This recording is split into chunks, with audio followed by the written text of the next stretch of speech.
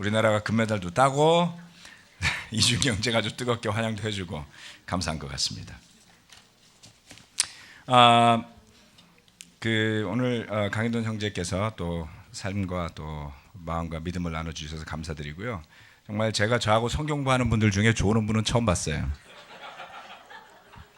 제가 도저히 졸 수 없게 이야기를 하는데 좋으시더라고요. 그래서 기면증 있으신가 이렇게 생각을 했습니다. 근데 그 반전이 좀 있어요. 왜냐하면 거래하는 치과들이 서울, 경기 전역에 퍼져 있습니다. 그래서 하루 차를 타고 이동하는 그 시간과 거리가 뭐 택시 기사 이상의 거리를 매일 다니시더라고요. 그래서 그 부분을 이해하게 되었습니다. 그래서 기도를 이렇게 드리게 되었죠. 운전기사를 구할 수 있을 만큼 번창해서 잘 되게 되시길 기도드렸습니다. 감사드리고요. 오늘 설교 제목은 우리의 생을 향한 하나님의 뜻입니다. 몇 년 전에 그 우생순이라는 영화가 있었었죠, 그렇죠? 우리 생의 최고의 순간이라는 줄임말인데요. 오늘 여자 핸드볼 팀의 이야기였습니다. 오늘 설교 말씀은 우생 뜻이에요. 우리의 생을 향한 하나님의 뜻입니다. 자, 뒤에 나왔죠? 네, 우리의 생을 향한 하나님의 뜻. 다 같이 다니엘서 10장 1절 말씀을 함께 보도록 하겠습니다. 네, 다니엘서 10장 1절 말씀입니다. 페르시아의 고레스 왕 제3년에 일명 벨드사살이라고 하는 다니엘이 계시로 말씀을 받았다. 그 말씀은 참된 것이었는데 환상을 보는 가운데 심한 고생 끝에 겨우 그 뜻을 깨달았다. 다니엘이 계시를 보았습니다. 그리고 말씀을 듣게 됩니다. 그 말씀은 어떤 특별한 의미가 있었는지 그는 그 뜻을 깨닫기까지 매우 힘들게 고생을 한 끝에 겨우겨우 그 말씀의 의미를 깨닫게 됩니다. 여러분, 말씀을 묵상하시면서 첫 번째 하나님의 뜻을 아는 첫 번째는 고생이 필요합니다. 고생 끝에 깨닫는다입니다. 자, 여러분 말씀을 묵상하시는데 심하게 고생을 하고 겨우겨우 그 뜻을 깨달은 말씀이 있었습니까? 때로는 성경 말씀이 성경에 뭐 이런 이야기가 다 있어 이렇게 생각하고 지나갔는데 나중에 알고 보니까 그 구절대로 나에게 이루어질 줄 누가 알았으랴, 이런 말씀이 있을 때가 있죠, 그렇죠? 네. 다니엘은 아주 뛰어난 사람이었을 뿐만 아니라 당대 엄청난 제국들이, 그 제국의 권력들이 이슬처럼 사라지는 등의 부침을 겪기도 한 아주 드문 경험을 한 하나님의 사람 중에 한 사람이었습니다. 또한 그러한 경험뿐만 아니라 하나님과 민족을 향한 열심과 믿음에 있어서는 정말 아주 헌신적인 사람이었죠. 그랬던 그였지만 어떤 하나님의 말씀은 그 뜻을 다 헤아리기가 어려워서 심한 고생을 했어야만 했던 것입니다. 그래서 그처럼 고생 끝에 겨우 그 의미를 깨달은 말씀을 받은 뒤에 거기에서 멈추지 아니하고 그는 거기에서 더 나아가서 3주간에 걸쳐 고행을 하고 금식을 하고 자신을 경건하게 하기 위해 힘쓰고 애썼습니다. 뒤에 있는 말씀이 나와 있죠. 우리 다 같이 한번 읽어볼까요? 시작. 그때에 나 다니엘은 세 일에 동안 고생하였다. 세 일에 내내 좋은 음식을 삼가고 고기와 포도주도 입에 대지 않았으며 몸에 기름을 전혀 바르지 않았다. 그의 삶이 얼마나 하나님, 또 그 하나님의 말씀과 뜻, 그리고 하나님의 백성들에게 있었는지를 알 수 있는 그러한 구절입니다. 대부분의 우리 교회 형제자매들은 이 다니엘의 스토리를 잘 알고 계실 겁니다. 그의 삶은 매우 기구하였고 쉽지 않았습니다. 어린 나이에 나라가 멸망한 뒤에 그 자신의 조국을 멸망시킨 제국의 수도에 끌려가서 훈련을 받고 나중에 고위직에 오랜 기간 동안 머물렀지만 그는 그 나라의 문화와 종교에 동화되지 않았습니다. 오히려 그는 자신의 믿음과 영적인 정체성을 지키기 위해서 살았고 그로 인해서 많은 핍박을 당하기까지 했죠. 여러분, 우리 중에 어느 누구의 삶도 이 다니엘의 삶만큼 기구하거나 다이내믹하거나 파란만장하지는 않을 겁니다. 그런 다니엘을 생각해 보면서 저와 여러분이 함께 자신에게 질문해 볼 것이 있습니다. 오늘 저와 여러분을 향한 하나님의 뜻은 무엇일까요? 또한 우리가 손에 들고 있는 이 말씀의 의미는 과연 무엇이겠습니까? 우리 삶에 닥치는 사건들, 일어나는 일들이 그저 무의미하게 확률적으로 발생되는 현상에 불과한 것일까요? 아니면 그 하나하나에 의미가 있는 것일까요?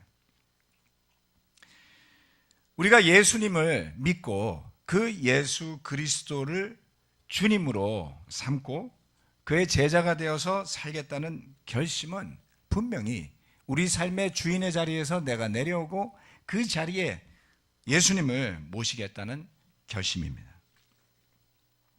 그런데 시간이 흐르고 상황이 변하고 내가 처한 여건들이 견디기 어려운 때가 되면 어느 틈엔가 우리 마음에서는 고생이 아닌 편안한 길을 선택하고픈 유혹을 받기가 쉽습니다. 편한 길과 어려운 길이 여러분 앞에 놓여 있다면 여러분은 무엇을 택하시겠습니까? 편한 길을 택하게 되어 있죠.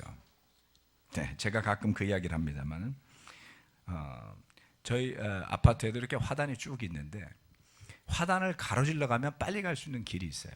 그런데 웬일인지 꼭 그 관리실과 그 디자인을 하는 사람들은 그 길로 가지 말라고 줄을 쳐놓습니다.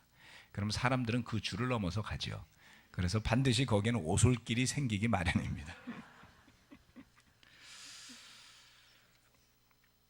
늘 우리 삶에 도전과 어려움이 있는 것은 아니지만 때때로 심각하게 고민하며 기도하며 주님의 때를 구해야 할 때가 올 때가 있습니다. 이처럼 하나님의 뜻을 직접 전해받은 사람이 또 한 사람이 있는데요. 그는 바울이었습니다. 바울의 이야기는 좀 지나가는 이야기니까 슬쩍 넘어가겠습니다. 바울은 환상 중에 셋째 하늘이라고 부르는 곳으로 끌려 올라가서 말로 표현할 수 없는 하나님의 나라를 경험하고 내려옵니다. 그런데 그 의미가 뭐였는지를 그는 나중에 깨닫게 됩니다. 그리고 그가 깨닫고 보았던 것을 제대로 믿는 사람들에게 설명을 해줄 수도 없어요. 오히려 그처럼 황홀하고 놀라운 체험을 하였지만 하나님께서는 그에게 엄청난 영광스러운, 사람들에게 그것을 알리는 영광스러운 자리를 주신 것이 아니라 그의 몸에 가시와 같은 병을 주셨습니다. 바울은 이렇게 이야기하죠. 이것을 내게서 떠나게 해달라고 주님께 3번이나 간청하였다고요. 그러나 하나님께서 그에게 응답하시기를 내 은혜가 내게 족하다. 그러니 그 가시와 더불어 평생 살면서 고생하거라. 이것이 하나님의 뜻이었다는 거예요. 여러분, 물론 다니엘과 바울이 시작부터 끝까지 끙끙대면서 신음하며 살았던 건 아닐 겁니다. 다니엘도 좋은 자리, 높은 자리 올라가서 권세가 있었을 수도 있고요. 그리고 많은 것을 누렸을 수도 있었겠죠. 사도 바울이 전도여행을 다니는 동안에 슬프고 괴로운 일만 있었을까요? 그렇지 않다고 저는 생각합니다. 그러나 어떤 순간만큼은 견디기 어려운 때가 반드시 찾아올 수밖에 없었고, 그럴 때마다 그는 그 사건을 통해 하나님께서 그에게 보여주시고자 하는 뜻이 무엇인지를 고민했어야만 했던 것입니다. 저와 여러분의 삶을 향한, 우리의 생을 향한 하나님의 뜻을 알기는 정말 쉽지 않습니다. 우리는 우리 자신의 뜻을 너무 잘 알고 있죠. 그러나 하나님의 뜻은 알기가 어렵습니다.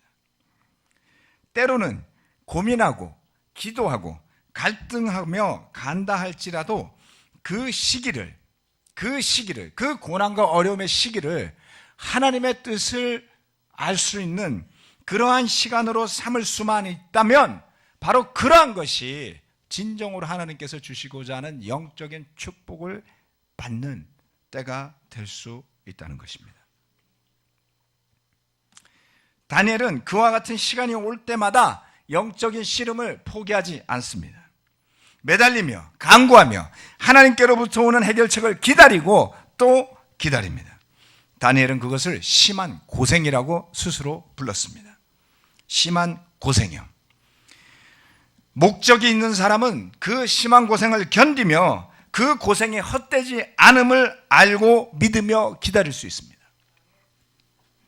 다니엘에게 있어서 이 고생은 처음 하는 고생이 아니었습니다. 때로는 핍박이 있었고요, 때로는 고생이 있었었고요. 그러나 다니엘이 믿음의 생활을 시작한 이래로 그러한 어려움과 고난이 있을 때마다 분명하게 비춰지는 하나님의 뜻이 있음을 알았을 때에 그는 뒤로 갈수록 점점점 담대해져 가는 모습을 볼 수 있습니다. 말씀의 의미, 그리고 하나님의 뜻을 분명하게 깨닫기 위한 고민의 시간이 필요하다면 피하시지 말고 고생을 해서라도, 쉽지는 않겠지만 겨우 그 의미를 안다 할지라도, 또 때로는 다니엘처럼 금식하며 자신을 경건하게 하고자 하는 시도와 노력을 해봄직하지 않습니까? 네, 이것을 억지로 하라면 싫어하실 거예요. 그러나 여러분 스스로가 기도하는 가운데 여러분의 삶의 어느 시점과 어느 때에 하나님께 온전히 매달리는 그러한 경험을 해보시기를 부탁드립니다. 두 번째, 하나님의 뜻은 고생 끝에 깨닫는다. 뒤에 사진이 한 장 더 있었네. 예, 이분들은 우리 그 스타벅스에서 아침 모여서 큐티 모임을 하는 사람들입니다. 예, 거기까지 오기까지 전철 타고 오느라 고생 많았어요. 그런 뜻은 아니고, 예, 하나님의 말씀의 의미를 깨닫기 위해서 모이는 형제자매들. 예, 최근에 감사하게도 뭐 하라고 그러진 않았는데 싱글들이 여기저기 모여서 아침에 큐티 모임을 시작을 했습니다. 그래서 서울역에서도 하고 강남에서도 하고 뭐 여기서도 하고 저기서도 하고, 이처럼 스스로가 그 애를 써서 하나님 뜻을 알고자 하는 것이 큰 힘이 되지 않는가. 네, 오늘 너무 심각한 이야기만 해서 사진을 하나 넣었습니다. 자, 두 번째, 영적인 눈으로 봐야만 알 수 있답니다. 갑자기 저건 뭐지? 이렇게 생각하셨죠? 네. 자, 다니엘서 10장 12절 말씀에서 13절까지 나오죠.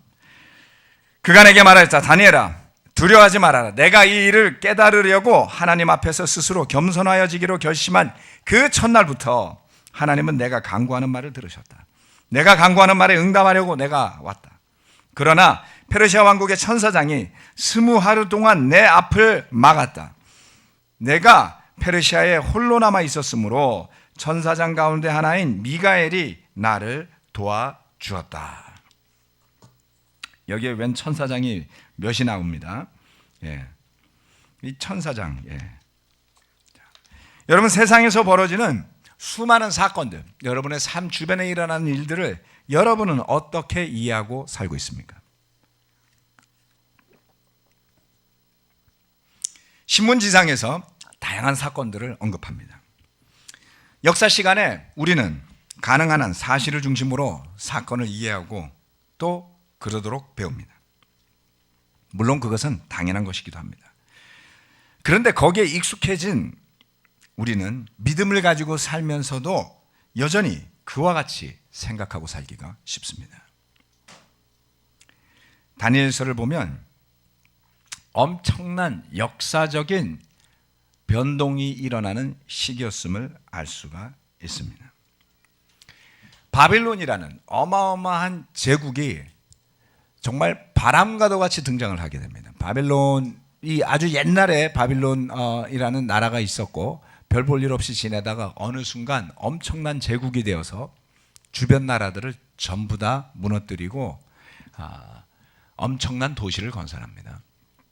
그런데 그 바빌론이 약 70여 년 만에 무너지게 돼요. 그 바벨론을 무너뜨린 나라는 페르시아 제국을 형성하게 됩니다. 페르시아의 왕자 뭐 이런 것들이 거기서 나온 것이죠. 그리고 이제 그 페르시아의 제국의 힘이 엄청나게 팽창하던 시기에 다니엘은 그 페르시아가 마케도니아라는 나라에 의해서 멸망당하게 될 것이며 그 마케도니아가 쪼개져서 4개로 분열되고 그리고 그조차도 나중에는 로마에 의해서 멸망당할 것에 대한 계시를 받게 됩니다. 여러분 상상할 수 있습니까? 머릿속에 그릴 수 있나요? 네. 대한민국이 어느 순간에 멸망당할 것을 머릿속에 그릴 수 있겠습니까? 지금 전 세계를 강력하게 지배하는 미국이라는 나라가 바람같이 사라지고 우리가 예상치 못한 전혀 새로운 나라가 전 세계의 영향력을 행사할 것을 상상이나 할 수 있습니까? 어렵죠. 그 엄청난 역사적인 사건이 벌어지는 배경을 보면 여기에 보면 페르시아 천사장이라는 존재가 나타나는 것을 볼 수 있습니다. 그리고 10장 말미에 가면 그리스 천사장이라는 또 다른 천사장이 나타나요.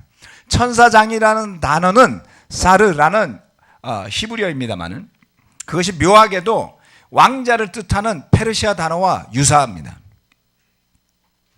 그런데 그 사르라는 단어도 왕자라는 뜻을 갖고 있어요. 우두머리, 왕자 이런 뜻을 가지고 있습니다.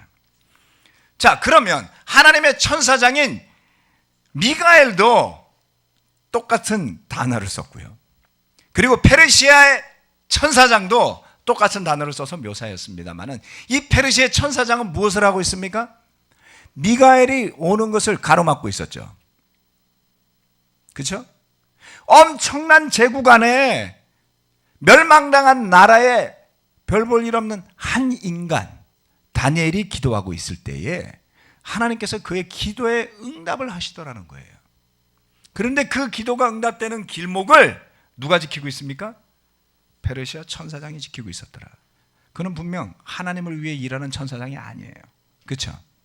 네. 악의 세력을 대표하는 존재였던 겁니다. 그리고 거기에서 더 나아가서 또 다른 천사장이 올 것을 이야기합니다. 다니엘은 그가 받았던 계시는 심지어는 그 로마에 뒤이어서 영원히 지속될 나라가 올 것을 듣게 됩니다. 네, 이건 같이 한번 읽어볼까요? 다니엘서 7장 27절 말씀인데요. 다 함께 읽어보도록 하겠습니다. 시작. 나라와 건세와 온 천하 열국의 위력이 가장 높으신 분의 거룩한 백성에게로 돌아갈 것이다. 그의 나라는 영원한 나라다. 권세를 가진 모든 통치자가 그를 섬기며 복종할 것이다. 이제는 영원한 나라가 올 것을 예언하고 있었어요. 우리가 사는 모습을 물리적으로, 육체적으로 이해하는 것을 떠나서 영적인 관점에서 생각해 볼 필요가 있습니다. 만약 우리가 영적인 존재를 부정하거나 무시하고 산다면 모든 것을 평면적으로, 물리적으로 나타나는 사건 중심의 역사적인, 정치적인 관점에서만 이해하려고 들게 되겠죠. 물론 어떤 사건을 영적으로 해석한다는 것은 지나치게 자의적이 될 수 있는 만큼 위험스러운 것이긴 합니다. 그런데 다니엘서에 나타나는 예언과 여러 가지 사건들은 하늘의 영역에서 벌어지는 일들이 있음을 짐작케 해주는 큰 단서가 되기도 합니다. 또한 우리 삶이나 이 세상에서 벌어지는 악하고 잘못된 일들의 주체가 있음을 설명하는 것이기도 하죠. 이런 부분을 생각할 때 우리는 주의해야 하지만, 조심해야 하지만, 그렇다고 하여 영적인 싸움이 일어나고 있음을 부인해서도 안 되는 것입니다. 예수님 복음의 시대에 이르러서 예수님과 더불어 귀신에 대한 이야기가 등장하는 것을 복음서에도 찾아볼 수가 있습니다. 귀신이 존재하겠죠. 존재할 겁니다. 우리는 별로 의식하지 않으며 살 수 있습니다. 믿음을 가지고 있으니까요. 그러나 돌아보면 그러한 부분을 잘 이해하지 못했기 때문에 실수하고 놓친 것이 많은 것을 보게 됩니다. 하나님의 말씀의 의미를 지나치게 자의적으로 해석해서 적용하다 보면 실수할 때가 많음을 저는 보게 되었습니다. 안타깝고 또 부끄러운 이야기지만 20년을 넘는 시간 동안에 말씀을 전하고 배우기 위해서 많은 수고를 하며 왔지만 스스로 했던 실수나 잘못을 잘못되었다라고 생각하지 못한 때도 많았습니다. 형제자매들과의 관계에서 감정적으로 대해놓고 그것을 나쁘다고 생각하지 못했던 적도 있었습니다. 그래서 어떤 실수가 되었건 어떤 잘못이 되었건 나의 삶에서 일어나는 일들을 표면적으로만 해석하게 될 때에는 하나님의 뜻을 헤아리기가 어려웠어요. 그리고 부족함이나 잘못된 것을 인정하는 것도 쉽지가 않았습니다. 그러나 하나님의 뜻을 영적으로 이해하고자 보려고 할 때에 상황이 전혀 다르다는 것을 알게 되었습니다. 왜 저 사람은 저렇게 말을 할까? 왜 저 사람은 저렇게 행동을 할까? 라는 생각을 여러분 해보시지 않습니까? 그러면 목사도 문제고요. 멤버도 문제예요. 서로가 문제인 것입니다. 왜 이런 일들은 계속 반복되는 것일까? 어떤 일들은 정말 궁금했지만 지금까지도 저는 답을 찾지 못한 일들이 많이 있습니다. 또 때로는 좋은 뜻으로 진실되게 한 노력들이 왜 아직 응답받지 못하는 걸까? 고민스러울 때가 있습니다. 그러나 그러한 일들을 여러분이 경험해온 지식과 세상적인 생각으로만 보려 하지 마시고 내가 알지 못하는 영역에서 벌어지는 영적인 싸움이 있음을 알고 본다면 믿음을 지키는 데 큰 힘이 된다는 것을 깨닫게 될 것입니다. 저는 그런 일들로 사람을 판단하거나 죄를 짓지 않도록 애를 쓰고 있습니다. 왜냐하면 지금도 우리 가운데 많은 일들이 벌어지고 그러한 일들이 벌어질 때마다 우리는 여전히 표면적인 것만을 놓고 생각하기가 쉽기 때문입니다. 오늘 한 형제가 새롭게 태어날 겁니다. 네. 그는 20여 년간 우리 교회에 참석해 왔었던 사람이었습니다. 저는 제자인 줄 알았어요. 좀 조용한 제자. 그 20여 년간 그의 주변에 있던 친구들이 교회를 떠나기도 했지만 그는 여전히 남아 있었습니다. 시간이 흐르고 흘러서 그의 주변에 있었던 대부분의 형제들은 떠나든지 결혼하든지 해서 그의 옆에 있지 않고 새로운 형제들이 모여서 이분이 누군가 생각하며 성경을 공부하게 되었어요. 아무튼 믿음으로 반응해서 제자가 될 결심을 내렸고 오늘 세례를 받게 되었습니다. 그런데 목회자인 저로서는 궁금하지 않을 수가 없지요. 왜 여태 성경 공부를 안 했을까?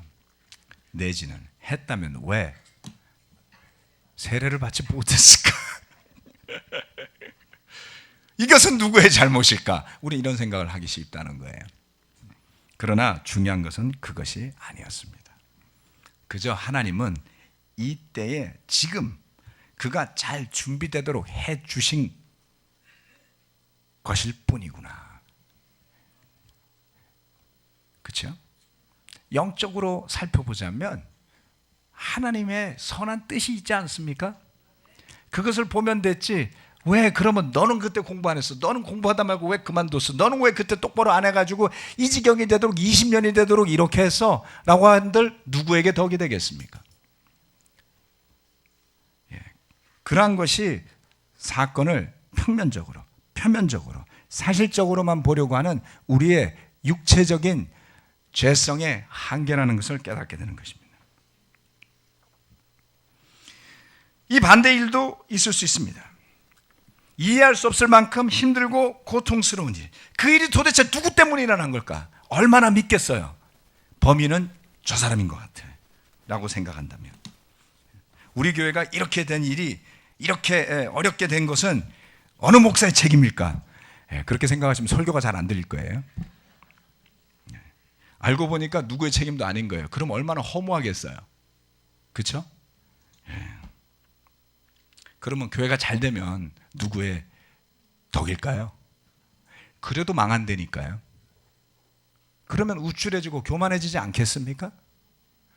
그래서 우리는 어느 쪽으로 가든지 멸망당할 생각을 선택하지 말아야 하는 것입니다. 일이 잘 되건 못 되건 승리할 수 있는 믿음의 길, 영적인 이해의 길이 있음을 생각하며 그것을 찾아보아야만 하는 것입니다. 물론 때로는 명백한 실수를 하는 사람들도 있습니다. 심지어는 그러한 일이라 할지라도 분명 거기에는 영적인 하나님의 뜻이 숨어있는 일일 것이다.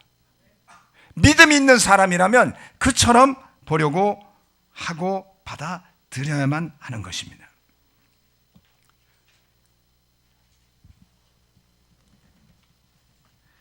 다니엘이 마지막 12장에 가서 나는 듣기는 하였으나 이해할 수가 없어서 물었다. 천사님, 이 모든 일의 결과가 어떻게 되겠습니까? 결과가 어떠하겠습니까? 우리도 이렇게 알고 싶죠. 제자들도 물어보지 않습니까? 예수님께 저 제자는 어떻게 되나요? 이 제자는 어떻게 되나요? 저는 어떻게 되나요? 알고 싶죠. 그가 말했다. 다니엘아, 가거라. 이 말씀은 마지막에 올 때까지 은밀하게 간직되고 감추어질 것이다. 답 없음. 그리고 문이 닫혀버렸어요. 다니엘도 어떤 일에 대한 답은 듣지 못합니다. 만약에 그가 그것을 자의적으로 해석하고자 했다면 교주가 되었을 거예요. 다니엘 교가 생겨났겠죠. 세상에는 이런 일이 너무나 많습니다. 여러분이나 저나 별로 대단하지 않습니다. 사소한 일로 짜증내고 온도만 올라가면 화도 나고 그 정도 수준의 인품밖에 안 되더라고요. 그런 주제에 뭐 이렇게 하나님의 뜻을 하나부터 10까지 100까지 다 하실 수 있겠습니까? 그렇죠? 여러분을 비하하는 발언이 아니라 제가 그렇다는 말씀입니다. 그런 다니엘에게 사명과 약속이 주어집니다. 비록 그는 궁금했던 일들에 대한 답을 듣지는 못하였지만 그에게 이와 같은 사명과 약속이 주어집니다. 여기 있죠. 너 다니엘아, 너는 끝까지 신실하여라. 너는 죽겠지만 끝날에는 내가 일어나서 내게 돌아올 보상을 받을 것이다. 아멘. 어떠한 것에 대한 대답을 내 속이 시원하게 받지 못하는 일이 있다 할지라도 끝까지 신실할 수 있음을 알 수 있는 것입니다. 지금까지 일어났던 일 또는 앞으로 일어날 일들에 대해 어떤 것은 분명히 알 수도 있을 것이고 어떤 것은 알기 어려운 일도 있을 것입니다. 그 일이 무엇이건 거기에는 하나님의 뜻과 영적인 의미들이 있을 것입니다. 눈에 보이는 사람이 늘 중심이 되게 하지 말고 하나님과 영적인 이해가 중심이 되는 길로 나아간다면 저와 여러분의 삶이 앞으로 어떻게 갈까요? 뭔가가 달라질 겁니다. 다 이해할 수 없습니다.